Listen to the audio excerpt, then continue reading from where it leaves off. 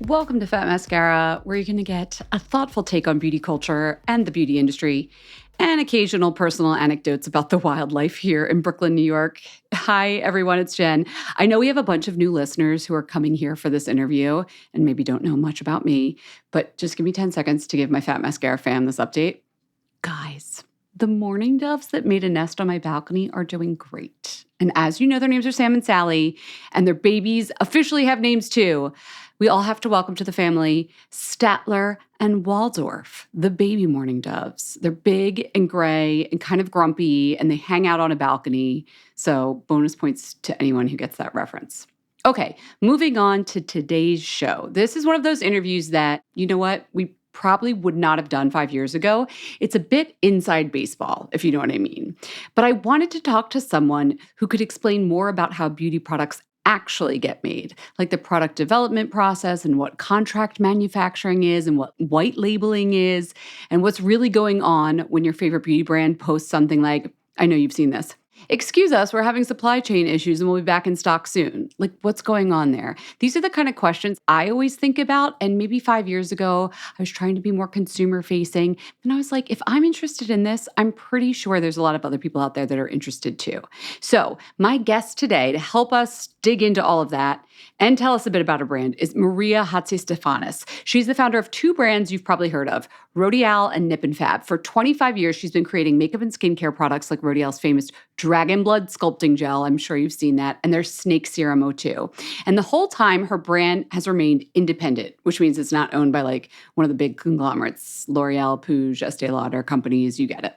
So Maria said she'd be willing to sort of peel back the curtain and tell me, and also you, how she does that, and also talk about the challenges startups in the beauty industry and indie beauty brands face.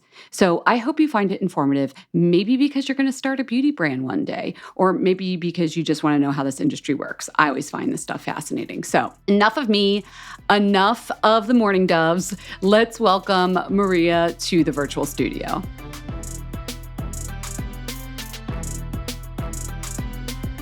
Okay, Maria, hi. Welcome to Fat Mascara. How are you? Hi, Jen. Very excited to be here from sunny London. Oh, is it sunny? It is sunny, 31 degrees Celsius. So we are having a blast today. Okay, good. So I know I've warned you about what I wanted to talk about on this particular episode because it's something that I think a lot of our listeners are interested in, even if they don't work in the beauty industry. And that's sort of like behind the scenes, what's going on.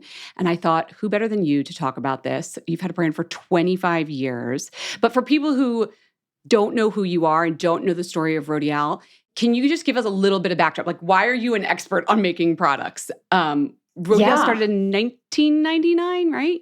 1999, we are celebrating our 25th year anniversary. I started my career as a beauty writer for 17 magazine, and that's where I came up with the idea, doing a beauty range that offered targeted treatments to specific skin concerns.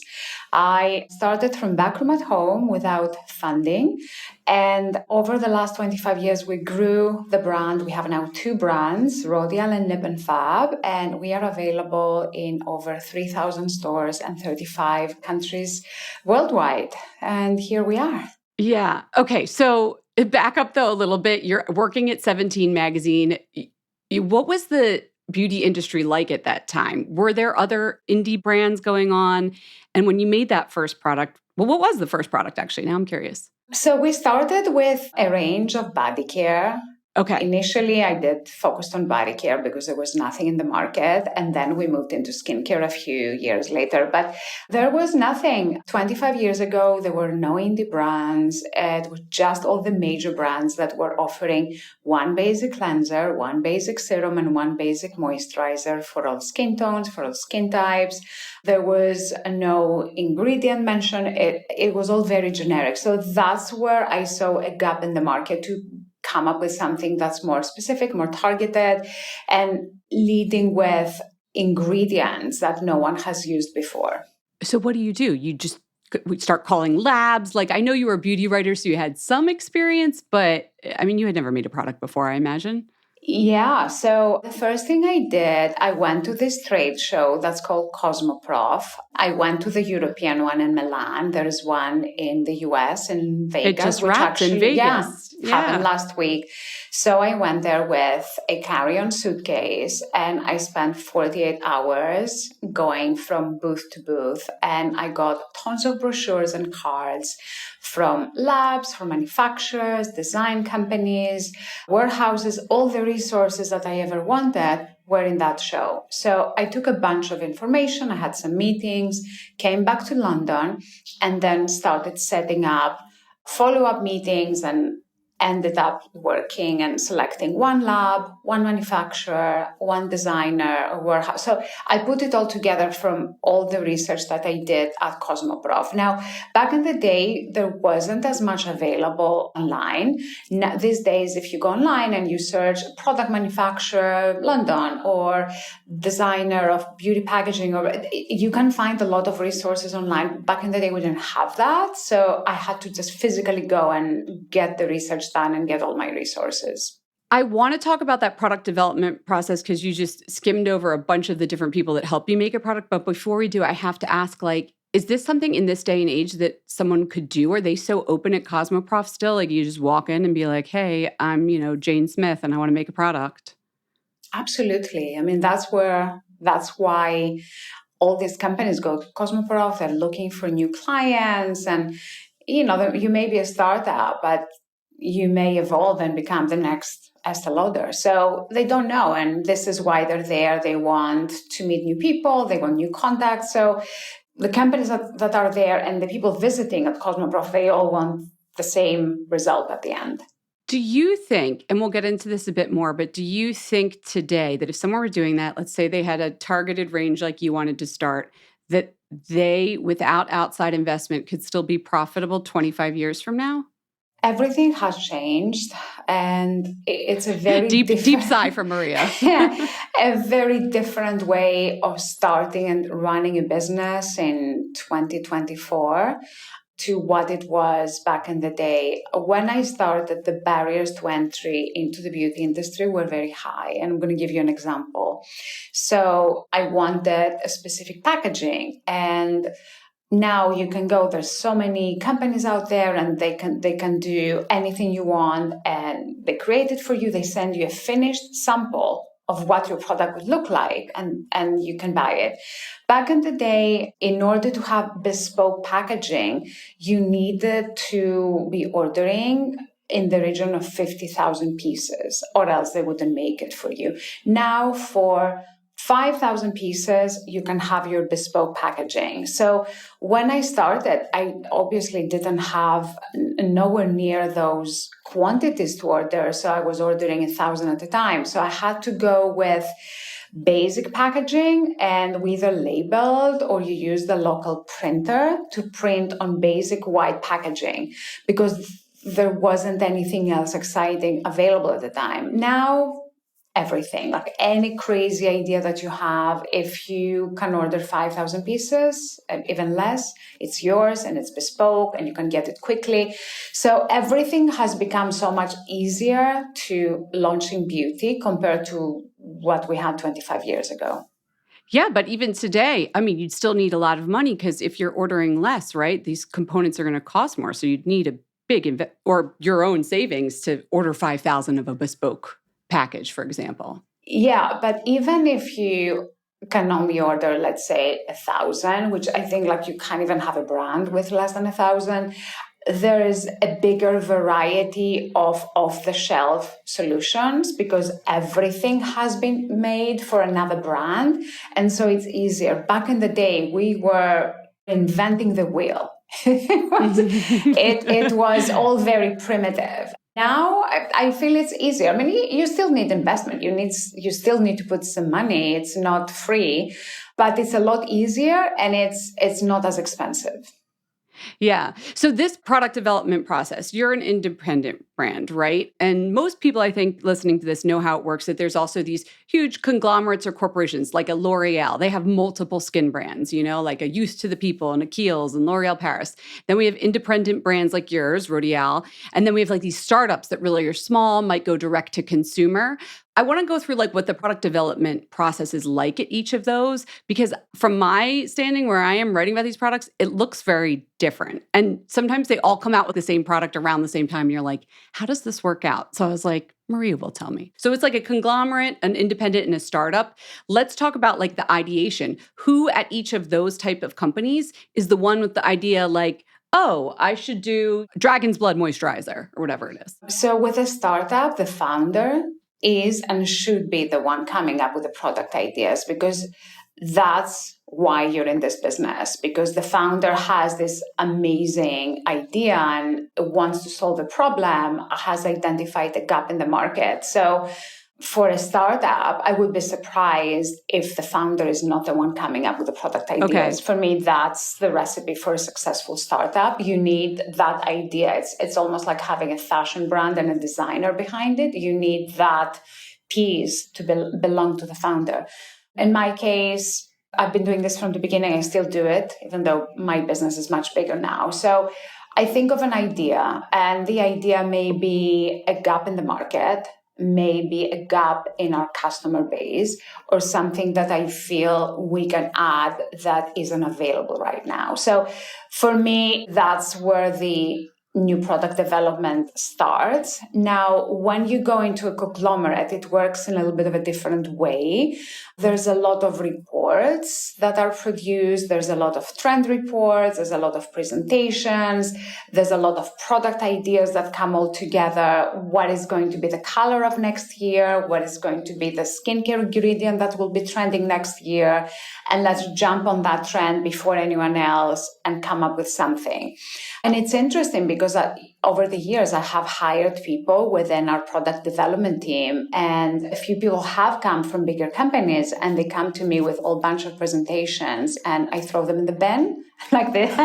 Then we don't work like that. I don't want to see next year's trends, because we are creating the trends. We are the ones who are come up with an idea. Oh, so you don't want like a me too. Like if they're like, acai is super hot, we should do acai, whatever. You're like, forget it. Yeah. So and for me, that's how the industry, the beauty industry can revolutionize when the founder is still connected with new product development and is coming up with ideas.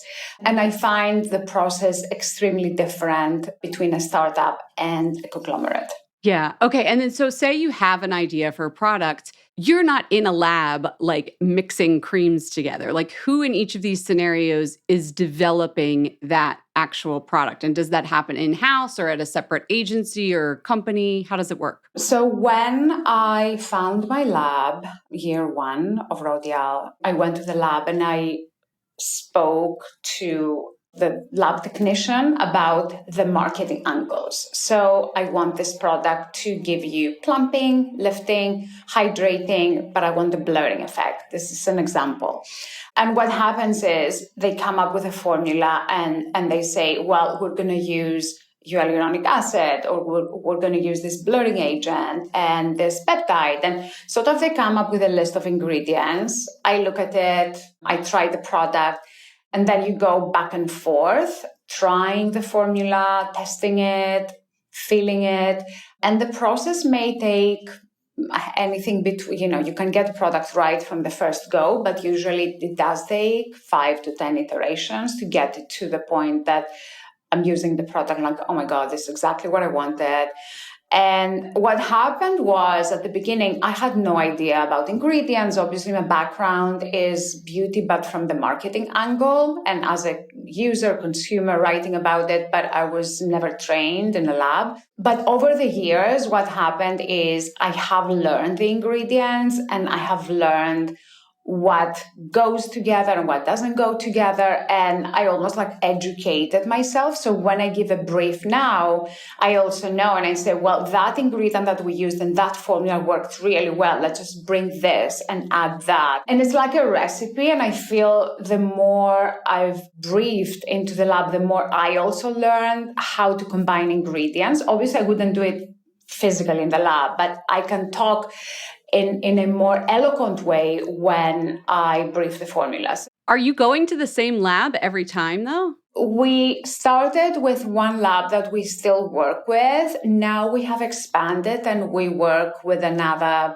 5 or 6 different labs, depending on the specialty. Right now, we do a little bit of complexion as well. And there's experts in our lowlighters, there's other experts in powder. So as the business grew and the categories expanded, we have expanded our labs to the ones that specialize on a certain category. So we have a bigger variety. We do sheet masks. Have you ever had it like, okay, I want to do this serum, and you're working with one lab and you're like, they're just not getting it. I got to go to that other lab for this kind of serum. Oh, yeah, all the time. All the time. If they can't get it, we take it somewhere else, and they know that. So it's nice. They have a little bit of competition. And and you have to diversify a little bit. It's never a good thing to focus, to be just with one lab, because they can hold you hostage. How so? What do you mean? They can raise the prices, or they can delay not on purpose, but they may prioritize some other products, some other brands, and you need to be able to move fast if things aren't done your way, whether it's the formula or the timing or the service that you get is not what it used to be. You need to have some backup. Okay. And so at a bigger conglomerate, are they still using these outside labs to come up with their formulas? A lot of them do. We do work with a few labs, and I hear that they do work for some of the bigger companies as well. I would say some of the big conglomerates may have a small internal lab, but I do hear that they outsource quite a lot of their work. Okay. And so once you come up with this formula, the labs that you're working with, they don't then make 1,000 of it, make a huge batch of it, correct? Exactly. So what happens is, usually with a third-party lab, you should own the formula. So that's the idea. You work. Is that also in case, like, if they went out of business, you're like, you've got your little magic slip of how it's made? You absolutely have the IP of the formula, and you get the formula. There's, you sign a contract that the formula, the IP belongs to the brand. And then what happens is you take that formula to a whole bunch of contract manufacturers and get a quote. So you go to them and say, this is my formula. I want to produce, 1,000, 2,000, 5,000 pieces.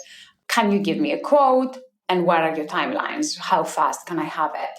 So that is the next step. You get a few quotes, and then you decide which manufacturer would be better for you. Some will say, I won't do anything less than 10,000 pieces. So you can't work with them. Or you may get a couple and one is more expensive than the other. And obviously, we're all conscious about our costs, and you decide to go with a more cost-effective solution. So there's a lot of decisions that need to be made, but usually you want to take it to 2 to 3 contract manufacturers to get the best price. And that's for an independent or a smaller brand. At a conglomerate, they can own their factories, right? Like, they might be the one manufacturing it. They can. But equally, I have heard that they do use third-party manufacturers, and they do manufacture, I don't know if all, but some of their products with other manufacturers rather than in-house. Right, right. And this whole time that you've been working on the formula, I imagine the packaging was also produced somewhere and then gets sent to the contract manufacturer so they can be putting whatever cream you just made in whatever jar you want it in, right? Exactly. P.S. I'm starting to see like supply chain, during the pandemic when everybody was like, sorry, we're out of product, our supply chain. It's like you picture it as a chain where it's like 1, 2 happens, 2 happens, 3 happens, 4 happens. But when you explain it, it's like, it's braided together with so many different people. This raw ingredient, the manufacturer, the jar. It's actually kind of amazing that it gets made at all. The way you're explaining it? It's super complicated. And I mean, the other thing that I don't think a lot of startups realize is that you actually need to test the formula in that specific packaging, and that the testing phase may take up to 9 months. And sometimes the testing fails, meaning the product and the packaging are not compatible. So it may not come out. Oh, I'll give you an example. I literally just tried a hand soap, and I was like, I pump down, and then that should fall to my hand that is right beneath the soap dispenser, right? This is easy. This particular soap is really thin and liquidy, I guess, or the pump's like really powerful. Every time you push down the hand soap, it basically squirts like 1.5 feet in front of the bottle. So it's like you're about to get squirt. It goes into my sink every time, and I have to remember, oh, right, this one pumps like further out here. So it's like playing catch. Like you have to move your hand back here to get the soap. And I was like, how does this happen? It's crazy. And what probably happened was they realized, they tested the product, they realized it wasn't working perfectly, but they didn't want to miss a deadline, so they launched it anyway. Like you can still launch it, but then you're risking upsetting the customers, getting returns, getting bad reviews on your product. But sometimes you just have to go with it and thinking, well, it's not fully compatible, but that's the best that we can do and have to launch it because we spend a lot of money on it. Has that ever happened to you where you were like, I don't know, are you a perfectionist? Has that ever happened where it came out and it wasn't exactly what you wanted? We always go through the full testing, but it has happened that the product has passed the testing, and then a few months later, we get a few pumps that are not working, they're defective. And that it didn't necessarily have to do with us not doing that. We did the testing, but then when you get a batch, there may be a few defective pieces. And then you just have to assess the extent of the problem. Is it 1%? Is it 2%? Is it 20% of the pumps that are not working? And then you do some tests and you decide, do we need to withdraw the product from the market? You know, we did that once, early days. One of our cleansing balms. Now we have the bee venom cleansing balm, but before that, it was a previous version before it went into bee, a cleansing balm. And the balm, what happened, got solid and it wasn't even coming out from the pump. So we had to withdraw 5,000 products from the market and throw them away, bin them, and then redo the bulk and launch again. So sometimes it would pass the test, but then a few months later, something happens in the formula, it changes it, that it's totally unpredictable. So, you know, shit happens.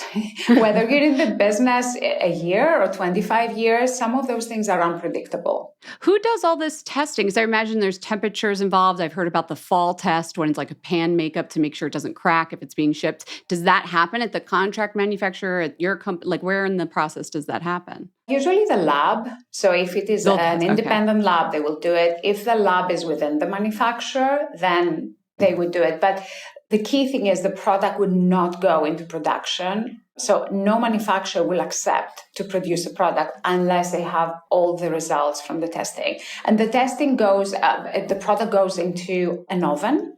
They call it an oven, and it has 3 different temperatures, average temperature, a warmer one, and a super warm one, just to make sure that the product will survive any weather conditions. Yet there's a very famous lip balm right now that I keep reading on Reddit, and I've heard and I've seen myself that gets like pebbly and grainy.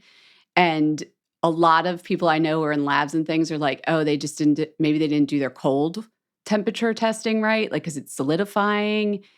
But I guess that's part of it too, if it would freeze or not. All that, yeah. The lab should take care of all those extreme temperatures. Absolutely. Sometimes a product would pebble, as you say, if it has a lot of natural ingredients. It's harder to control natural ingredients because they're very unpredictable in how they will behave. And sometimes, you know, when a product goes a little bit wobbly or pebbly, as you say, it's not actually a bad thing. It may feel a bit weird, but for me, if it's something that it claims and it is natural, I don't mind if the texture changes slightly. Yeah. So this process, it sounds like you could maybe, if you have a great lab, you could come up with the formula pretty quickly, but there's these built-in time constraints of like the testing is a certain amount of time you're going to have to commit to it. How long is the whole product development from like you had an idea to I'm shipping to a retailer, shipping directly to customers, and it's ready to go?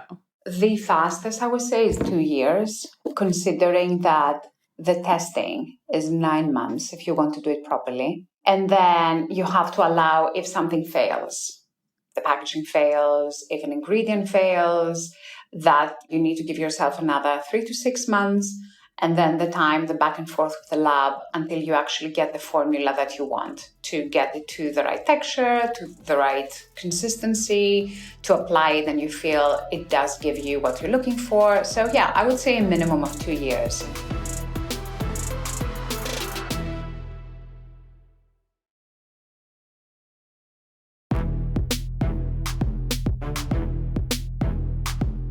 This is so funny because I think about all the celebrity lines and like, okay, trends is one thing. You try not to follow trends because say you made a shiny lip balm that looks like everybody else's shiny lip balm and everybody's over shiny lip balms 2 years from now. It's why you don't want to be a copycat, I guess.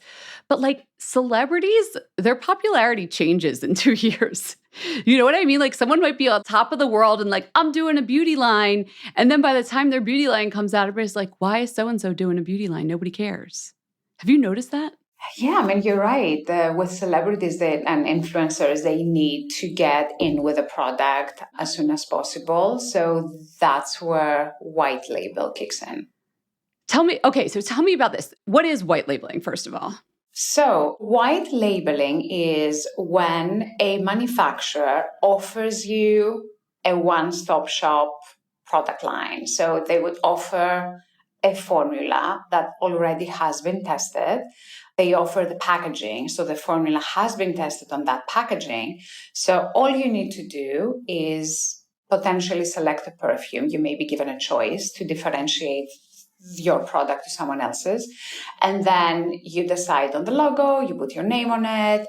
And having all this testing done and having a formula ready, that really speeds up the process. And you can have a product in the market in 3 to 6 months easily. Does a consumer ever know if a product has been white labeled or not? They wouldn't know. Have you ever tried a product and been like, oh, this is that other brand's product with just like a different flavor? I wouldn't know. It's very hard. You wouldn't know either. So why aren't more people doing this white labeling? What are the downsides? The downsides are that what is so special about a formula that a lot of other people are using? I mean, for me, in order to launch a Rodial product, I need to have something unique. I need to go out with a story. I need to have something that's different from everyone else. I feel sometimes with the white labeled formulas, the formula and the packaging, you've seen it before.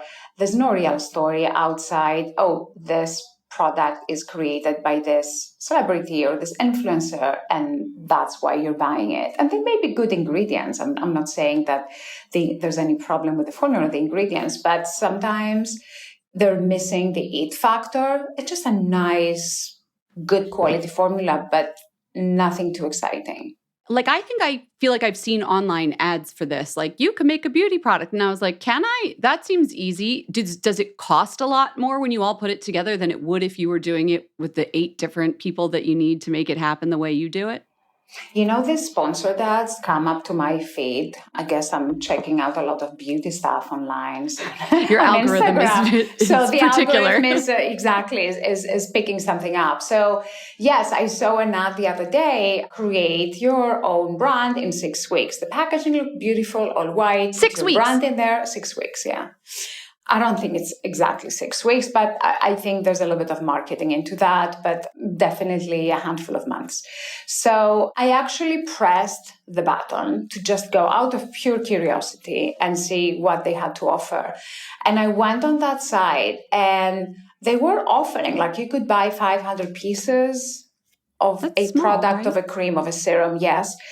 But the cost of goods sold was double to triple of what you should pay for a formula and a product like that. So I feel that it's a great business for these manufacturers that they may produce a lot less and give the opportunity to anyone to come up with a brand with a few hundred pieces.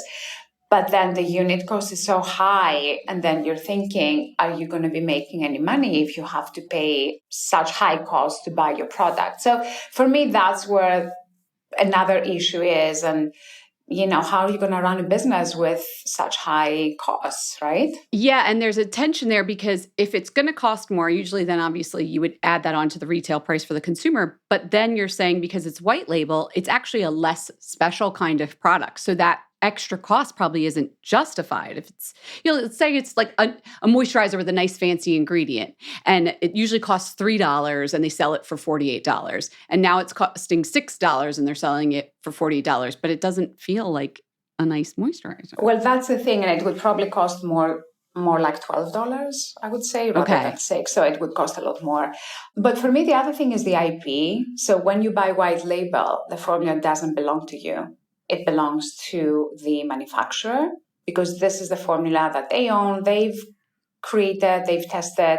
So if you decide, if, let's say you go big and you are this massive success, and now you're at a point you want to order 10, 20,000 pieces because you have been so successful, then you kind of tied to be producing to this contract manufacturer who got you the white label.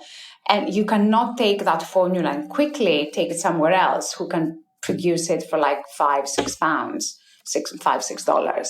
So for me, the IP, that is another dangerous point that at the beginning you may not think about it. You may think, at least I'll use them forever. It's fine. I use them forever, and I'm always going to be doing X amount of pieces. But then you have an opportunity, and your business takes off, and then it's hard because then literally you just have to go to another manufacturer, show them the formula, but you cannot show them the list of ingredients because you've signed an NDA. And say, can you make something similar to that? And they need to start from scratch and they need to retest the packaging. And that they may not be able to source the exact same packaging. So then you have to change the packaging as well. So you're really tied to the white label company and can be an issue. And even if you had the inky list, like whatever, say you cheated, that doesn't tell you anything, right? That's not the how the peptide got encapsulated with this thing. Like you see them separate on the inky list, but the chemist knows what they did, right? Like you don't know this stuff. So you have the inky list, but you don't have the percentages or how they're blended because there's it's like a recipe. So you're screwed. You're stuck with this manufacturer. Yeah. This has happened a lot. So I've been a beauty editor for about the time Rodial has been around. I've seen brands come and go.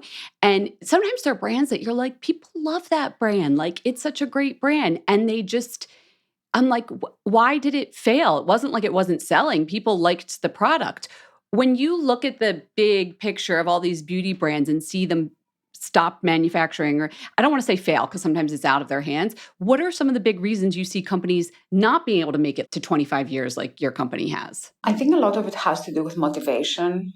I think that looking at myself when I first started, I didn't know where I was going to be, if my business would survive another day, another week. And that's a huge motivator. And then once you start getting a little bit of success, I feel that motivation may go away. And you're like, I've been there, I've done that. What is there to do? And there are a lot of people who are serial entrepreneurs and they thrive on that. And they have that motivation and that excitement until they sell the business and then they start something new. And it's always the excitement of the new. I feel it's harder to keep your motivation 5, 10, 15 years later when you've literally been doing the same thing for so many years and the industry has moved on, and it's sometimes exhausting to keep on innovating, keep on coming up with new ideas. You feel you're on this treadmill. So I feel for me, one sort of more internal issue is the lack of motivation that sometimes you miss after the initial buzz.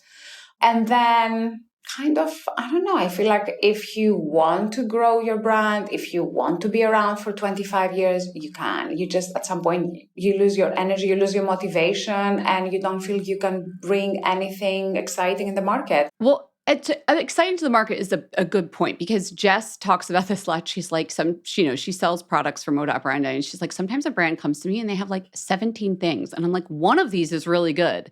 And then they have 16 other products that are just fine.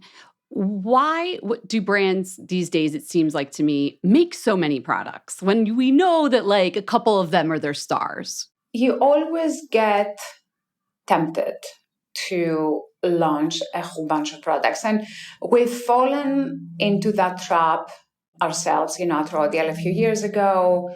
I had someone running our commercial team, and we had targets to make, and they had targets to make. And so it's easy when you say, let's come up with 15 new products and we sell them to our existing retailers and, put the numbers down. Oh my God, we're going to make so much more money if we launch 15 products as opposed to one product. And then you may do that, but there's a couple of problems with that. One is our space and everyone's space within a retailer is limited.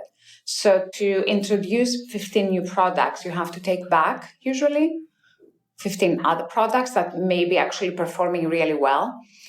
And so you may be introducing something in the market that it's not even that good. You get that order and you lose a bestseller that was actually performing. So for me, yes, you can launch, you can get the initial order, but then the challenge is how do you make hero out of those 15 products? How do you drive the sell-through? It is impossible. I mean, you can barely make one product a bestseller when you launch it. Like, how are you going to make 15 bestsellers? So by default, maybe one or two will sell well, and the rest would just be sitting there. This is just part of the business. Throw it out there and see what sticks. Yeah. Which just kind of feeds this whole capitalistic thing of like more stuff, faster trend cycle, more consumerism. I'm curious, have you ever thrown it out there? It's not quite sticking. Let's pull it back and change it a bit. Is that ever the way to go with things? I may have done it in the past.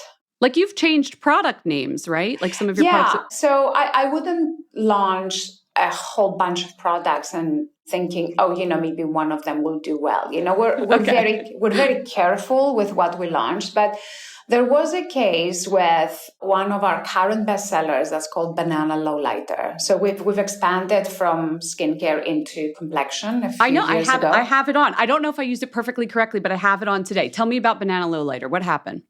Yeah, so Banana Lowlight, that was an idea that I had. I wanted an under eye brightener that you apply, regardless of your skin tone, that would brighten the under eyes. And I launched it 8 years ago with the name Yellow Highlighter. It was in a black packaging. Back in the day, 8 years ago, our packaging was 2017. Okay. So we're peak YouTube. Contouring, baking time. Yeah. Exactly. Okay. So the product was ready to launch. We launched it. I wasn't happy with a whole bunch of stuff. The formula, we launched it. I was happy when we were at the testing phase, but then when the final product came, I thought I needed a bit more pigment. The formula wasn't as tight as I wanted it to be. The packaging, you used a few times, the black got dirty. So there were a whole bunch of issues. And I had the vision that this product could be major for us at Rodial, but I wasn't 100% happy. Plus, people didn't get it. The highlighter, highlight would give you glow. So the name wasn't making sense. Because this doesn't have shimmer, this product, right? It doesn't. It's just it's something between a concealer and a highlighter.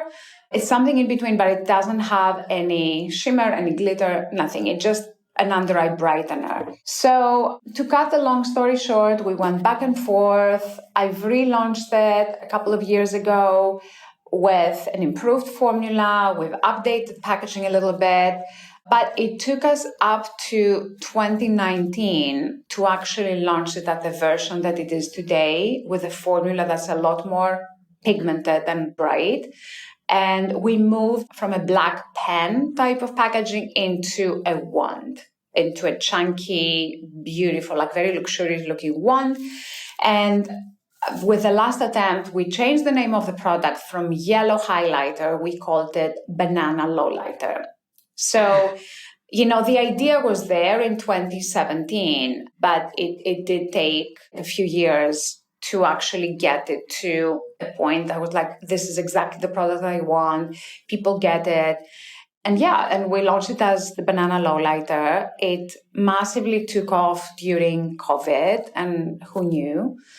Everyone was looking for something to look bright with or under eyes. When you're on Zoom, Zoom became a big thing. We were all on cameras. Masks on, our eyes need to be popping. Absolutely, and everyone was more conscious about how they looked because it's sort of, the camera, it's non-forgiving.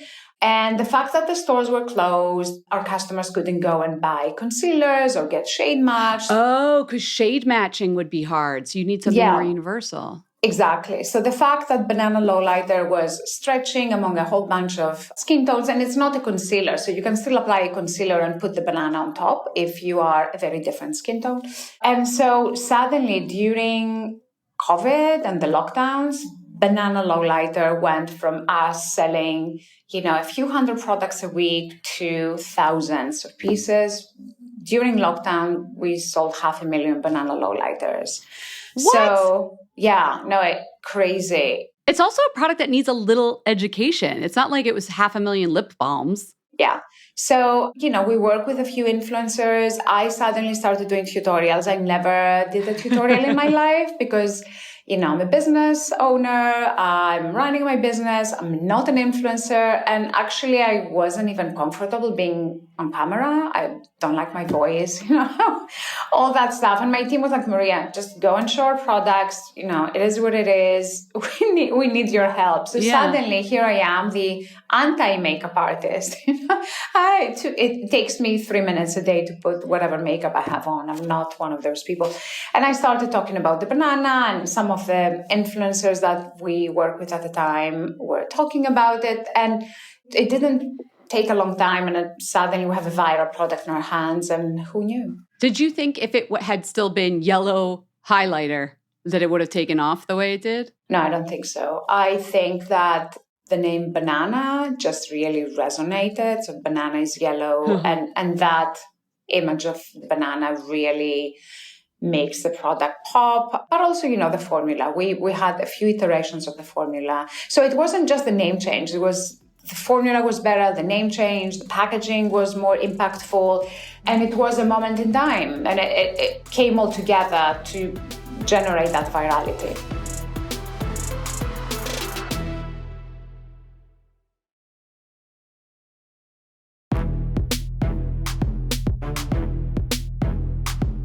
So then maybe you can't answer my next question, but I'm still going to ask it. You've made all these products. You've done this for 25 years. What have you learned about what makes a product successful? Is there one thing where you're like, you know what, if we just stick to this, it's going to work? Or does it have to be a confluence of things? Like, sure, the product could be great, but it could be the wrong timing or the wrong name or anything like that. Is there one key thing? It is impossible to predict. We keep on launching products. I have no idea what will be successful. Absolutely no idea.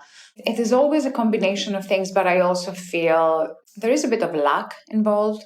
You need to be lucky. You need to be the right product at the right time for the right consumer, the right influencer to talk about it.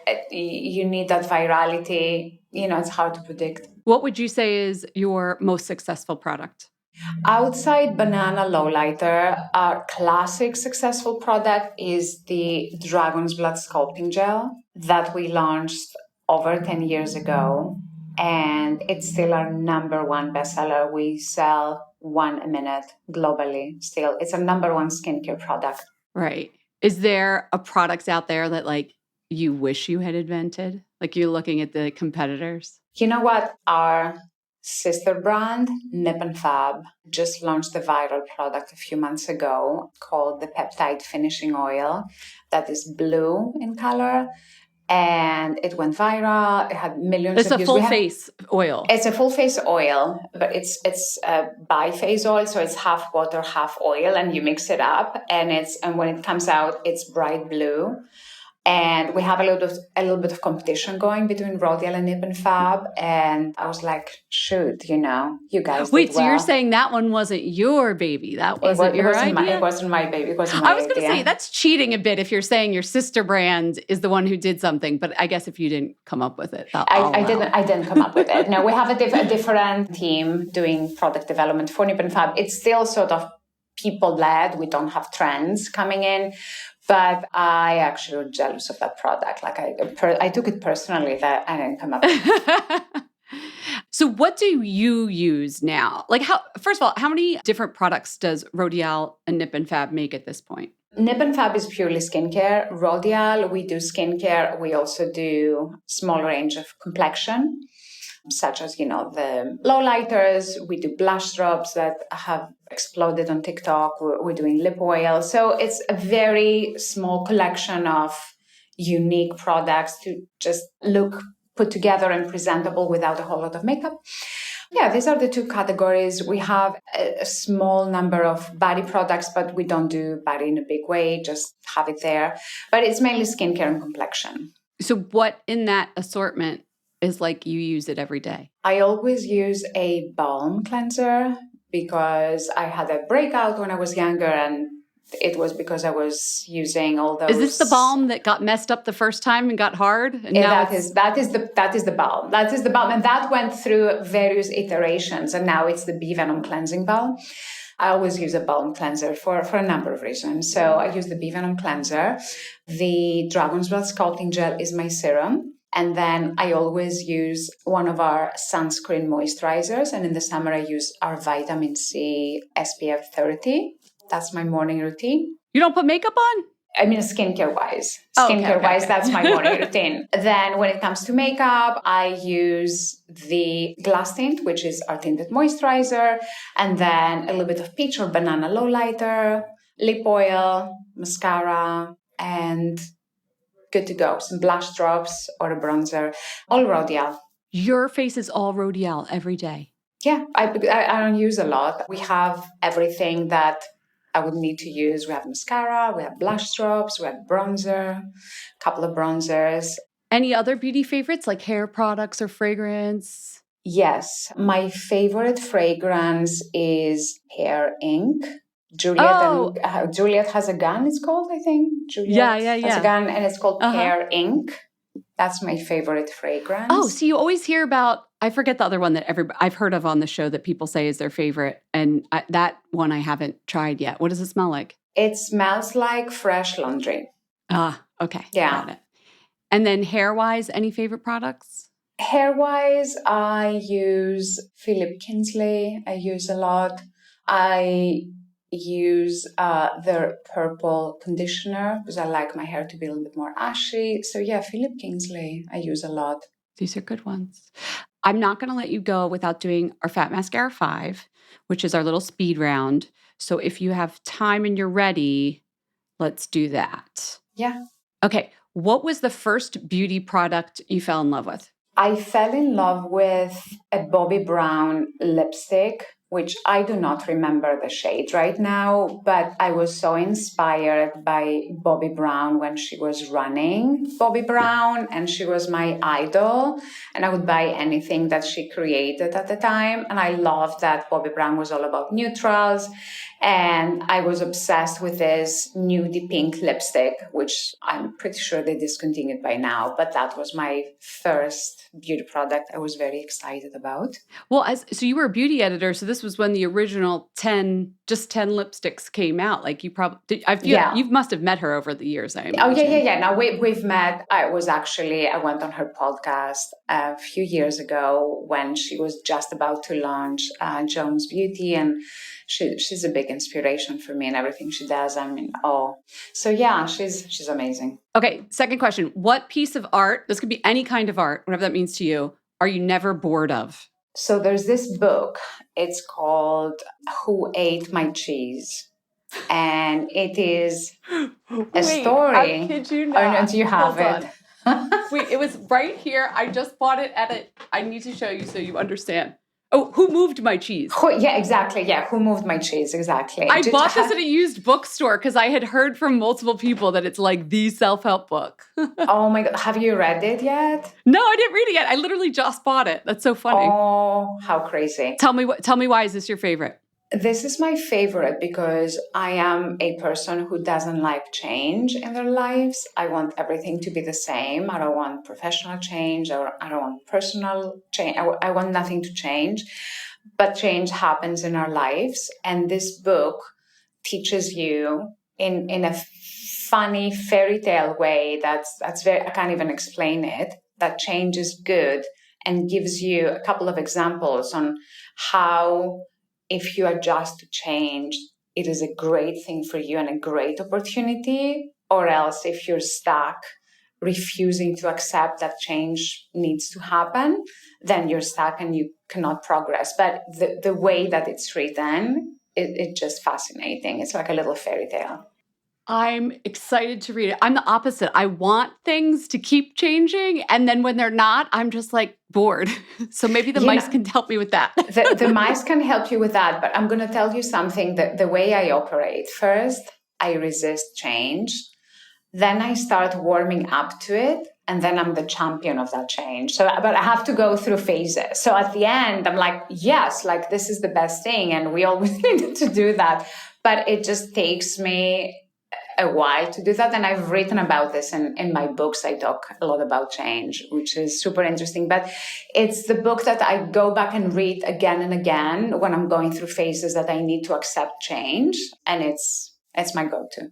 Well, you've been on lots of podcasts, but let's say you're the podcast interviewer. Like, who would be your fantasy interview? Can be anyone, dead, alive, whatever. Just someone you want to spend an hour with. I'd love to spend an hour with Anna Wintour. I've written all the biographies around her, and I'm just so impressed that she managed to be in charge of Vogue, this massive publication, over the years and keep it fresh and exciting. And it kind of, I want to learn from someone who's been doing the exact same job for such a long time, because that's where I am right now. And I need people like that around me who have longevity and learn from them. So yeah, Anna Wintour. That'd be a good one. Okay, what's your favorite snack? Cashews. Yeah, I have little bags of cashews. You sound like a healthy person. Yeah, I am a health person. Yeah, I have little bags everywhere I go, especially when I travel. Are they salted at least, Maria? No, they're raw. They have to be raw. Yeah. Okay. All right. 11 a.m. on your day off, whatever day that is, what would you be doing? My last day off was this past Friday. I was in Ibiza hiking, and it was the best time ever. I started on a hike, and then suddenly I'm doing rock climbing. And I'm like, what? I haven't signed up for that. Like, why am I here? But honestly, it was me and the rocks. And it's the most cleansing experience I've ever had. Like, forget meditation, forget yoga. It's you and the rocks, and that's meditation, and that's sort of survival. So yeah, I had a great time hiking, and I think that's going to be my new thing from now on, just going to more hikes. I love that for you. Hiking / rock climbing. Yeah, it ended up being... I know you didn't expect it. Unexpected, but yeah, there was a few rocks involved, yeah. I just heard that, like... I'm going to sound so old, but I just heard that young people, like I always say nature is 100% what I would be doing hiking on my day off, but that young people now call it touch grass. When they need to like reconnect with nature, they need to go touch grass. And it just makes me laugh. It's like that. Of course, they gave it a funny name because that's what the internet does now. But yeah, you're going to go touch grass more often, it sounds like. Okay, well, yeah, maybe we'll try that as well. I really appreciate your honesty, because I know a lot of founders, they'll tell you the beautiful story of the marketing and like why they did whatever, but like not a lot of people are willing to peel back the curtain and talk about the challenges and the literal like dirty way things get made and how it works. And I think is really helpful for a lot of entrepreneurs that would be entrepreneurs, but also just for people who buy products, because sometimes they're like, what are they thinking when they make this stuff? And you've given us some insight. So thank you so, so much. Thank you, Jen, for having me. I had a lot of fun. You took me back to a while ago. And yeah, I hope we can help a few people get inspired and start their own businesses as well. We hope you enjoyed the show. It's your reviews and feedback that help us make the podcast even better. Head over to iTunes to rate and review us, or email your thoughts to info@fatmascara.com. We also want to answer your beauty questions and hear what products you love. To share a Razor One product review or to ask a beauty question, email us at info@fatmascara. If you send it as a voice memo file, we can even share your voice on the podcast. You can also do that by leaving us a voice message. Our phone number in the United States is 646-481-8182. Thanks so much for listening.